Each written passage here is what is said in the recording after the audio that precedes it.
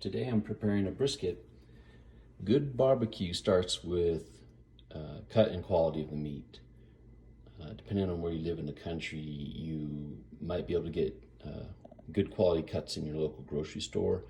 Other places not. Here in Colorado, I don't really see great cuts in the local grocery stores, but we have a barbecue supply store down in Denver called Proud Souls, and they stock really high quality meats there for barbecuing. This is certified Black Angus prime, and that's what I like to use for brisket. Cap, sometimes it'll be referred to. This is a full packer cut, called a packer cut because that's the way it comes from the meat packer. This is the way your butcher gets it, and it's vacuum sealed and frozen. This has been thawing for a few days. It has to be trimmed, all right? So this is an untrimmed, so I've got to trim it, and then I'll brine it, and then I'll rub it, and then it'll be ready to smoke. I'm not going to show you the trimming process. If you want to see that, there's plenty of instructional videos on the internet you can look up. Before and after trimming. This is the before. I'll show you the after in a little bit. Got my assistant here helping out. The after, trimmed brisket, and there's a big pile of fat that I took off of it. You can see the two muscles here easily. There's the flat, and then on top of it here, that big mound, that's the point. Like I said, there's videos online if you want to learn how to trim a brisket, but kind of the main thing is there's some of the fat is really hard and it's thick, and you can feel it. Like over here, it's like jiggly stuff, right? And this stuff is hard stuff.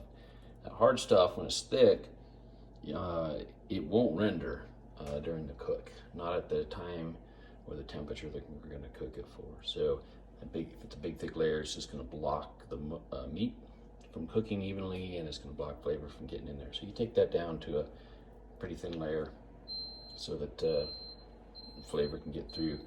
And you can see also, if I flip it over here, look at there's also a layer between the point and the flat, and I'm holding the flat right now, and that's the point. So I took out a lot of that layer because this is a big thick hard layer. I don't need to take it all off. I'm gonna part way through the smoke, I'm gonna remove the point anyway and turn it into burnt ends. So then that'll leave that part of the underside of the flat exposed so that it'll get smoked.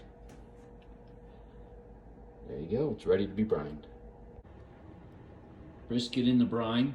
That's just a 5-gallon brining bag in a 5-gallon bucket.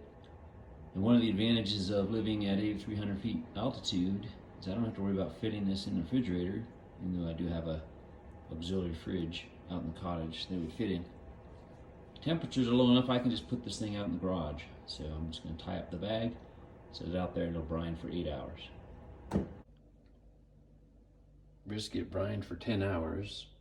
Took it out, rinsed it all off, and patted it dry here, and I've rubbed one side, and I'll give it a few minutes for that to kind of bind to the meat, and then I'll flip it over, put it in a little pan and rub the other side.